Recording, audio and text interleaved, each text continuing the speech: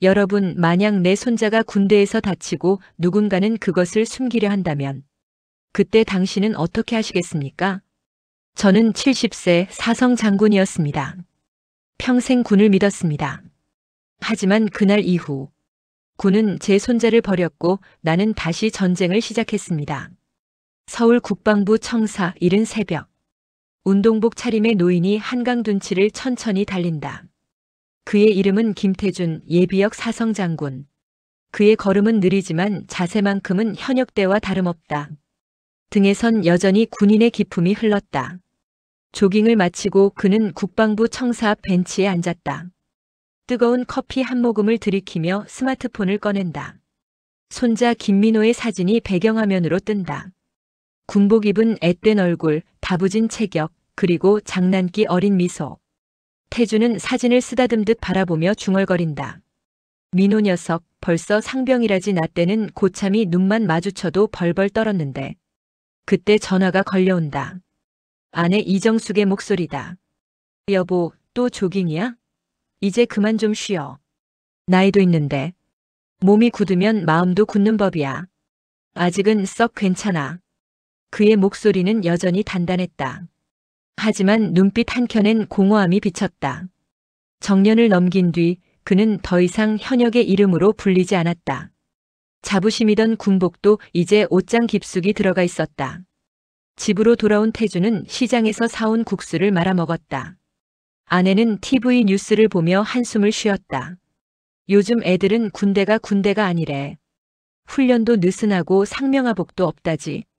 그래도 내 손자는 다르지. 피는 못 속여. 그건 몰라. 군대는 다 똑같은 거야. 태주는 말없이 국수를 넘겼다.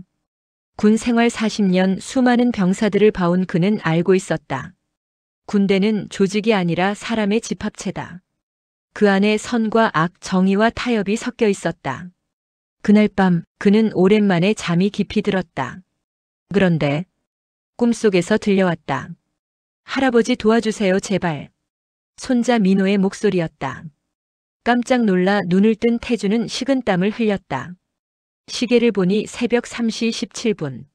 심장이 미친 듯이 뛰고 있었다. 그는 한참을 멍하니 앉아 있었다. 그 목소리가 너무나 또렷했기 때문이다. 이게 그냥 꿈일까? 태주는 자리에서 일어났다. 그리고 결심했다. 내일 직접 가봐야겠다. 이튿날 아침 아직 해가 완전히 뜨지 않은 시각. 태주는 검은 외투를 걸치고 차에 올랐다. 목적지는 손자가 복무 중인 충남 모부대였다. 운전대를 잡은 그의 손은 단단히 굳어 있었다. 군 시절에도 이런 불안감은 느낀 적이 없었다. 민호야, 내가 괜찮기만 해라. 부대 정문 앞 위병소. 그곳엔 낯선 중위가 서 있었다. 태주는 예의 바르게 신분증을 내밀었다. 국방부 출입증입니다. 예비역 김태준 장군입니다. 손자 김민호 상병을 면회하러 왔습니다. 중위는 서류를 넘기며 굳은 표정을 지었다. 면회는 어렵습니다. 무슨 소리요? 부대 규정상 직계 가족은 가능하다고 알고 있는데 현재 훈련 중이라서 외부인 출입이 불가합니다. 태준의 눈빛이 차가워졌다. 훈련이라니? 일정표에는 오늘 내무정비 시간으로 되어 있던데. 중위는 순간 눈을 피했다. 보안상 자세히 말씀드릴 수 없습니다. 태주는 잠시 중위를 뚫어지게 바라봤다. 군 생활 40년. 그는 지금 이 젊은 장교의 눈에서 거짓 보고의 냄새를 맡았다. 중위, 내가 누군지 알고 하는 말인가? 알고 있습니다, 장군님. 하지만 규정상 어쩔 수 없습니다. 규정? 군인의 첫 번째 규정은 진실을 숨기지 않는 것이다. 순간 위병소의 공기가 얼어붙었다. 태주는 더 이상 말을 하지 않았다. 차로 돌아서며 중얼거렸다. 그래, 뭔가 있다. 그가 돌아서는 순간 위병소 안에서 누군가 중위에게 속삭였다. 야, 진짜 장군이었어? 이거 큰일 나는 거 아냐? 조용히 해. 윗선에서 그분 오면 무조건 막으라 그랬어. 그날 밤 태주는 집 서재에 앉아 있었다. 책상 위에는 부대 조직도, 작전 계획표, 과거 인사 기록이 펼쳐져 있었다. 그는 과거 부대 연락망을 통해 조용히 전화를 걸었다. 야, 나 태준이다. 그 부대 지금 지휘관이 누구지? 아, 장군님.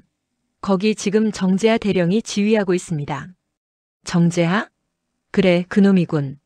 정재하 대령. 과거 태준 밑에서 근무하다가 사고를 치고 징계받았던 인물. 그가 이제 손자의 부대 지휘관이었다. 태준은 눈을 감았다.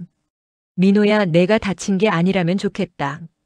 하지만 만약이라면 나는 이번엔 끝까지 간다. 며칠 후 국방부 청사.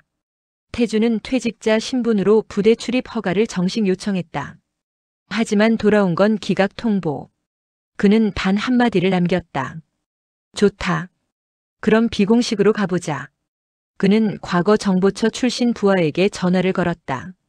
예비역 장군님이 직접 움직이시면 큰일 납니다. 내 손자가 위험한데 가만히 있을 순 없지. 밤 10시 부대 담장 근처. 태준은 조용히 망원경으로 부대를 살폈다. 그리고 병원 건물 뒤편으로 들것이 옮겨지는 모습을 봤다. 그 위엔 누군가 군용 담요에 덮인 채 실려 나왔다. 순간 가슴이 철렁 내려앉았다. 민호냐? 그는 즉시 부대 인근 군병원으로 향했다. 면회는 어렵습니다. 또 그 말이었다. 하지만 이번엔 태준의 목소리가 달랐다. 내가 김태준 장군이다. 지금 당장 내 손자 김민호 상병의 상태를 보고하라. 간호장교가 눈치를 보더니 작게 속삭였다. 지금 중환자실에 있습니다. 폭행 흔적이 심합니다. 순간 세상이 멈췄다.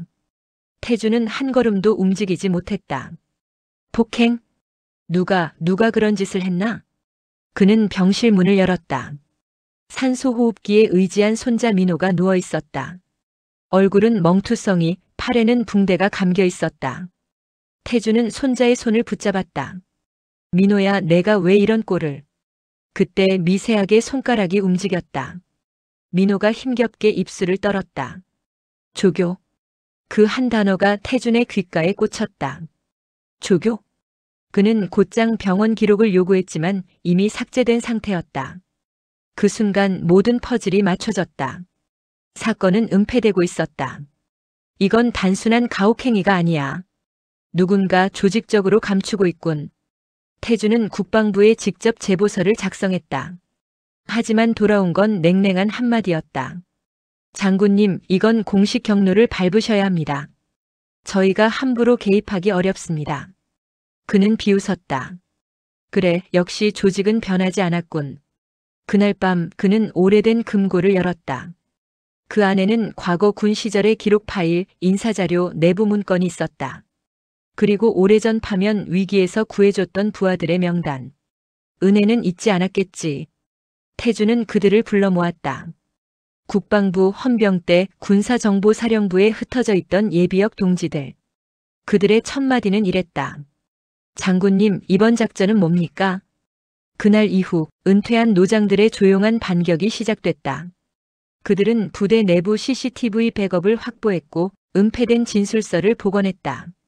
그 안엔 조교 2명과 상급자 폭행, 지휘관 묵인이라는 문장이 있었다.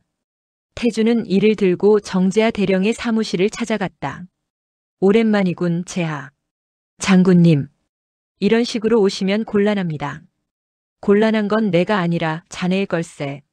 그는 USB를 책상 위에 올려놨다. 이 안에 진실이 있다. 이제 선택해. 스스로 보고서를 올릴지 아니면 내가 직접 언론에 넘길지. 정재하는 말없이 고개를 숙였다. 장군님, 제발 조직이 다칩니다. 조직이 아니라 이미 양심이 썩은 거야. 그날 밤 부대 내부에서는 긴급 회의가 열렸다. 정재하는 결국 보고서를 올렸고 사건은 훈련 중 사고로 언론에 짧게 보도됐다. 하지만 태준은 알았다. 그 뒤에도 감춰진 이름들이 있다는 걸. 그는 더 이상 싸움을 이어가지 않았다. 병실로 돌아와 손자의 곁에 앉았다. 민호야, 이제 다 끝났다. 하지만 말이다, 마음 한구석은 아직도 싸늘하구나. 사건 후 몇 달이 흘렀다. 손자 민호는 재활 중이었다. 왼팔은 아직 자유롭지 않았지만 표정은 예전보다 단단해졌다. 할아버지, 나 때문에 힘드셨죠? 힘든 게 아니라 오래된 전쟁을 다시 한번 치른 기분이야. 이제 다 끝난 거죠? 태주는 잠시 하늘을 바라봤다. 늦가을 바람이 창문 사이로 스며들었다. 그래, 끝났지. 다만 완전히는 아니야. 그는 손자의 어깨를 가만히 두드렸다. 세상이 바뀌어도 인간의 본성은 쉽게 변하지 않는다. 하지만 내 세대만큼은 다르길 바란다. 그날 밤 태주는 오래된 군복을 꺼내 들었다. 군모에 달린 별 4개가 여전히 반짝였다. 이제 진짜로 내려놓을 때가 됐나. 그는 거울 속 자신을 바라보며 중얼거렸다. 삶은 아직 끝나지 않았다. 복수는 끝났지만 정의는 여전히 싸워야 하는 법이지. 그의 얼굴에 희미한 미소가 번졌다. 그 미소는 피로했지만 결코 패배한 자의 것이 아니었다.